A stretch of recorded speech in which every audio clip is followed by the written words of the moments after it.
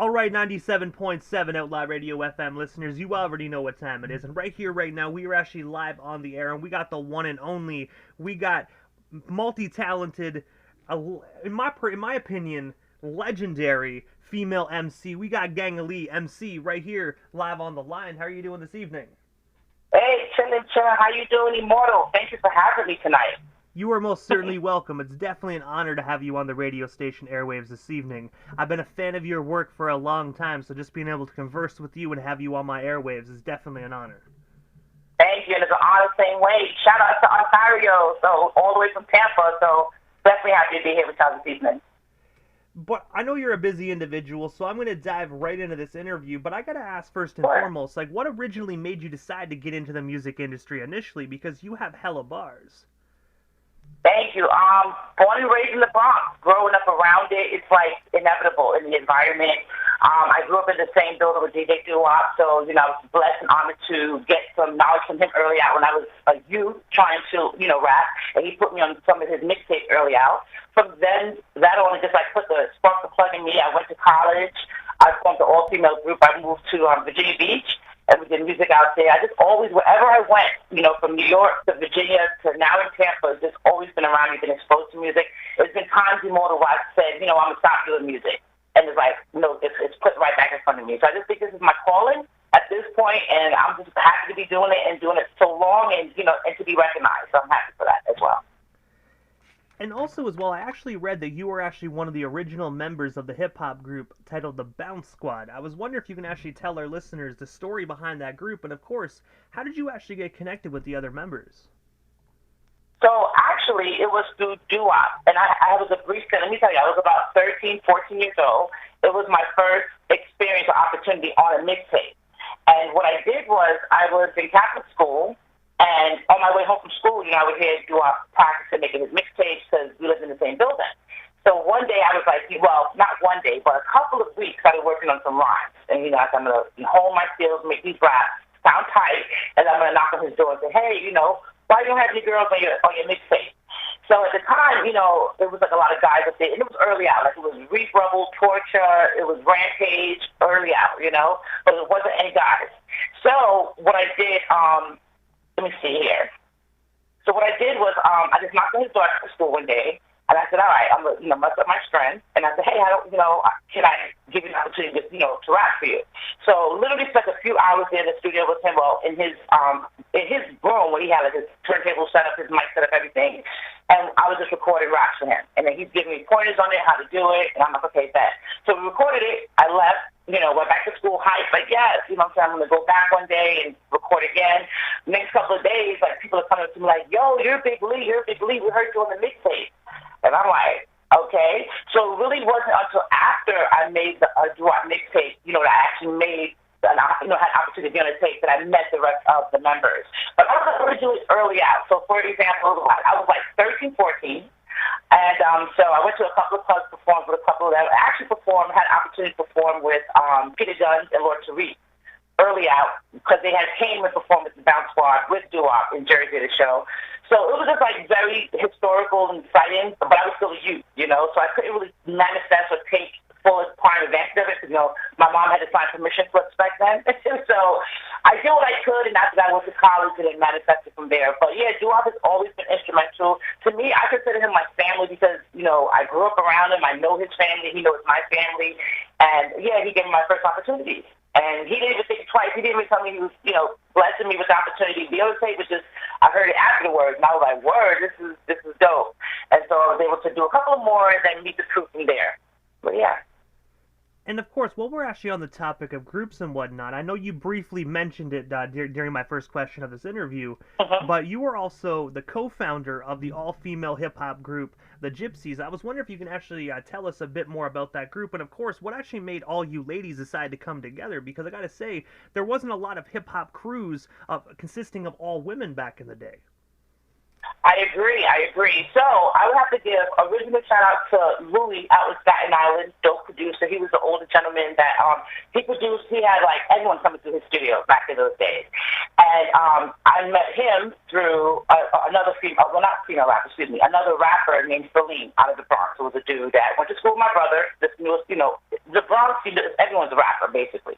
So he took us out to Staten Island to meet Louis, who was also a producer, had a studio. And Louis was like, yo, what would be dope is if I introduce you to these other girls that I'm working with. I think that you guys can kind of, your styles would offset each other in a way, like a yin and a yang to each other. You could be like a dope group. I was a solo artist at the time, and I'm like, I'm up to meeting her, up to doing a song, but I don't know about a group, And so I met her. Her name was Legend at the time. She was from England, straight out of England, but she was residing in Staten Island at the time. So I met her. She blew me away. She was dope. And I was like, wow, okay. After this, we could do this. This could be like a female Wu-Tang, but on an international level, because we have, like, reggae, hip-hop, get some singing going on. But it didn't really quite manifest, because I was, like, in my senior year of high school. And so I said, okay, well, I like the idea, but we wasn't able to kind of get it off the ground.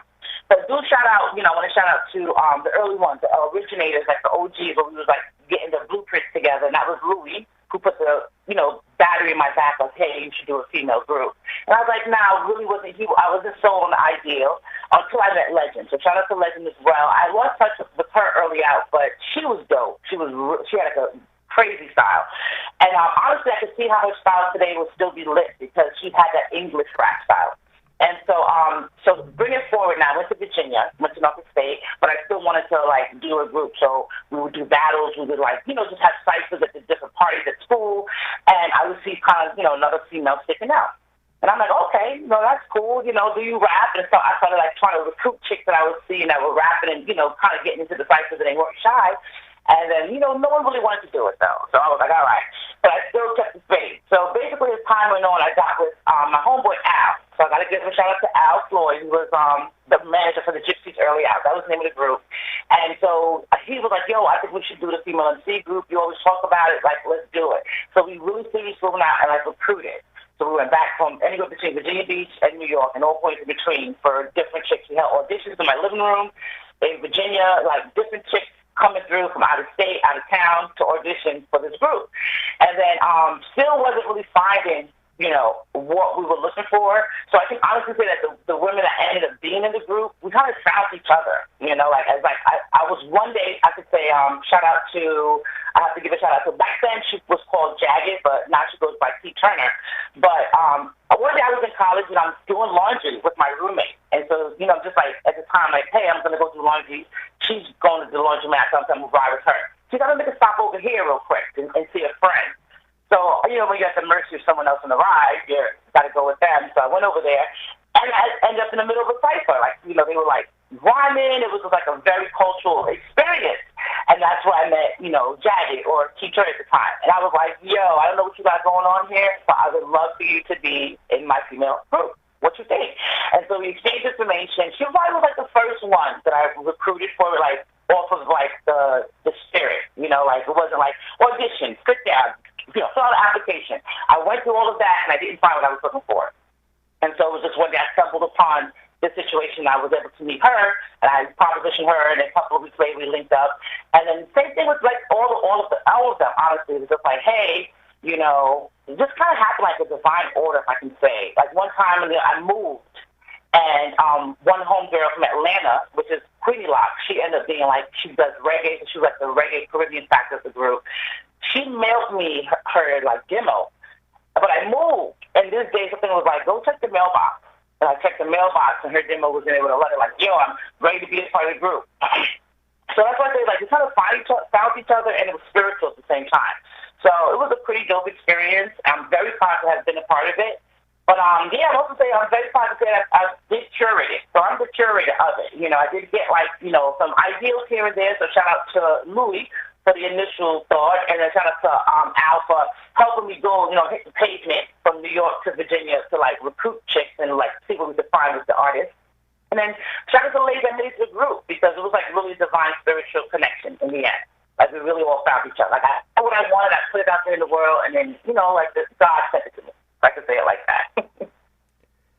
And also, as well, you were also featured on MTV's series Power Girls. I was wondering if you can actually tell our listeners a bit more about that particular experience. And, of course, what was it like just featuring your talents on national television?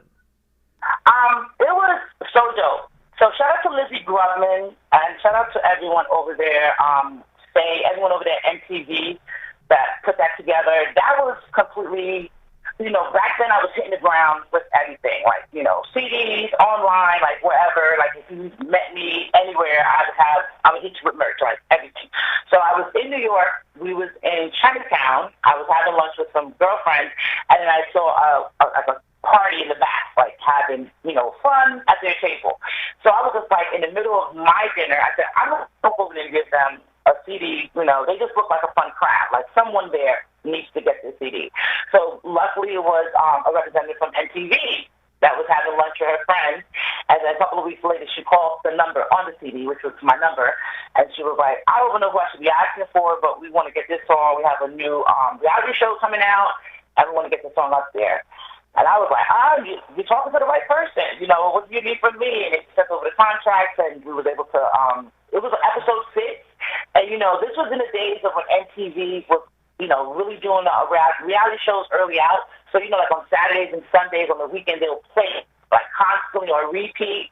So I would say that was great blessings, and I was grateful for that. Shout out to Joe City, who did the production on that. It was a jam. And also shout out to Pretty Locks, the same girl I was saying from Atlanta who sent me her tape. She was also on the song as well. So it was a shared success between the three of us, and I'm grateful to be a part of it. And it was really just an entertainment. Anywhere I went, I still am like that to this day. Anywhere I go, I'm going to have something in my hand, something in my pocket for you. You're going to leave with something for me. And I think it paid off because MTV called. So I was really grateful for that. And anyone else that needs some licensing that's listening out there, I'm open and I'm ready, so hit me up. And also, as well, jumping ahead in the timeline a little bit, September 2018, you actually performed at the Brooklyn to Tampa Festival, where you opened up for not one but two hip-hop legends, Helter Skelter and, of course, Craig G of the Juice Crew. I was wondering if you could tell us a bit more about that show, and, of course, did you get the opportunity to meet and network with these two legendary individuals during your time at that particular festival? For sure. So shout out to DJ Bizarro out of Brooklyn. He put together the Brooklyn Tampa Festival. It's like an annual festival they throw out here in Tampa, Florida. And that year, yes, I was blessed to be a part of that show with Tech, and Craig G. I was able to meet both of them. Now, the funny thing is, I kind of went on early, so I do believe Tech and them were still at the ranch. They were still at the hotel, but they did text the show. They were like, yo, we caught the live stream. So as soon as they walked in, they beelined it over to me. And I was like, yo, man, I was kind of like disappointed. Like, man, I wish you guys were here. They were like, no, Gondo, we saw everything. Boom. They were real great. They told me what they liked about the show, which song they liked, and we was able to have a nice conversation, exchange information. And same thing with Craig G. We kind of got some jewels from Craig G on the way out. And that was pretty dope as well. Both legends. That was a legendary night. I can't even lie. And it was just a positive energy, a dope night.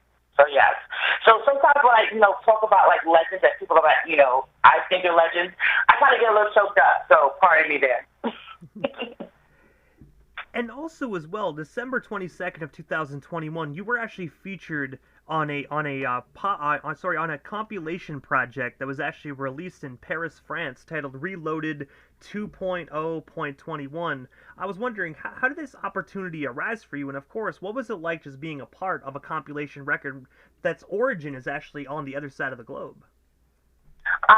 To me, I feel like Paris, France is my other home. I've only been up there one time, but I've connected with so many beautiful people on the other side that I'm going to be that. I feel like I will probably own some real estate or some land and probably retire there in the future into France.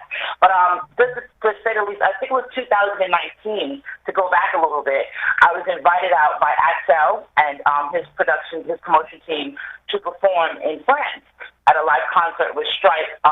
So Strike is Duke is Axel, it's a whole team, like a hip hop, conglomerate of producers and artists.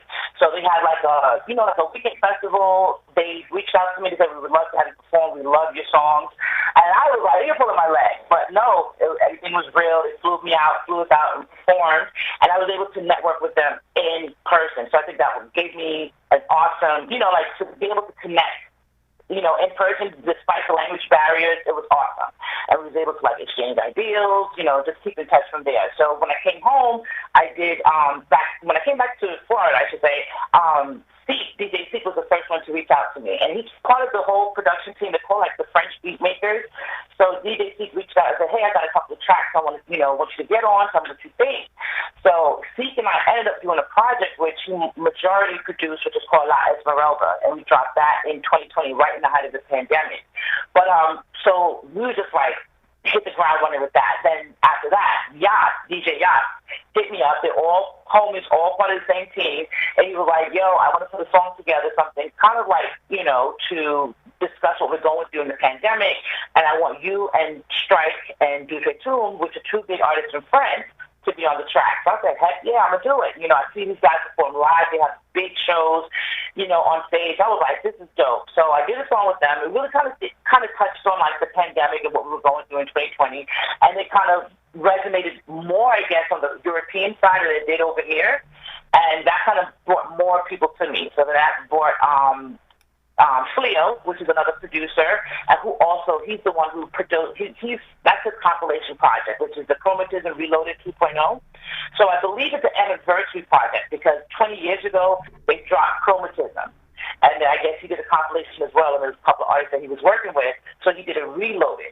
And at the very last minute, he hit me up and said, yo, you're not even part of the first project because it's like a reunion project, but I think it's so dope. He worked with Yas on Lemon, which is the song that I got with DJ Yas produced, and he helped Yas with the video production, and we shot a video for it. So he was like, I'm familiar with you from the different aspects, but I want to tell you some deets and see what we do. So we did a couple of joints, but Cocoa Butter Hills made it to the joint, which is a near and dear song to me because I feel like lately, since the pandemic, I've been kind of touching more with like my personal side of just being more real instead of like saying, hey, let me write what I think that people want to hear. I'm really giving the people me at this point in time. So, and I've been doing that since literally, not saying that I have not been doing that before, but I just feel like I've been really tapping in to myself in the last couple of years here. So Cocoa Butter Hills is like definitely a pivotal point for me, that song with Fleo and Chromatism album, because that just kind of like, it was dope that I love what I did with it, and it's going to select that one for the project that made me, it just made me like overwhelmed. I was so hyped. And that dropped in December, and then, we have some more stuff that, we're going to push, but I don't like to jinx anything, but Fleo, he's definitely close in the camp here. Everyone I just named is, we're working on stuff. Yes. And also as well, April 22nd of 2022, you actually released a single titled Moon Rocks that I'm going to be playing immediately following this interview right here on 97.7 FM. But I was wondering if you can tell our listeners a bit more about this particular single, and of course, where can we actually buy or stream it today? Absolutely. Moon Rocks, produced by Freedom, a.k.a. Free, shout out to Free, from New York to Florida. Legendary producer, Grammy Award-winning producer. He's worked with, he's produced for the likes from Charlie Wilson to Moni Love to Angie Stone to Chris Brown. So shout out to Freedom. And ironically, you mentioned the Brooklyn Tampa Festival. He was at that festival, and he caught my performance there. And when I was outside getting jewels from Craig G, me and Colossal, shout out to Colossal TV, that's my partner in life and also my partner in Bill Records and everything that we do. So we're out there building with Craig G and, just getting some jewels from the legend. And, Freedom walked up to us and was like, yo, you just killed it on the stage. I need to talk to you. So he and I talked, and we kept in touch ever since. And we've, been working on stuff ever since. And then, I don't know, like I said, just once again, creating music that's happening to me. So I'm just grateful that, I've got some dope, production from Freedom on this joint, and we came up with a classic, in my opinion. And, Moon Rock is something that, I think that we all relate to, working hard, regardless of whatever our field is, having to get up every day and be disciplined to do what you need to do to, accomplish your goals. It's hard, but, I just want people to know that we're not alone, that we are in it together. So that's basically the premise behind Moon Rock. And also as well, with that Grammy Award-winning producer, did you have the opportunity to be in the studio with him, or was it more of an online conversation between you guys that made that happen? Well, we met in person, so we had regular, in-person situation and interactions. However, everything shut down right when we was about to get in the studio. So the production, I have my own studio here at my house, and he has his own studio. So I did my part and sent it to him. He did his part, and we kind of worked it out back and forth that way, just because of it was in the height of the pandemic, and we wanted to play it safe. But also, Gangalee, I have to ask, what is next for you? Is there anything we happen to miss during tonight's broadcast? Anything else you do still wish to talk about or promote? Well, we still got you here live on 97.7 FM this evening. Yes. I also want to say, check out The Coldest Ever, because I dropped that in January on my birthday, but it's still doing great. It's still in rotation in many markets. And anyone that's out there listening, check out The Coldest Ever, because I can tell you everything I'm doing right now, I'm tapping into me, and I really want y'all to get to know me so y'all can kind of see where we're going on this journey. Stay tuned, because I don't want to jinx myself and say, hey, I have this dropping and this dropping, but we are working.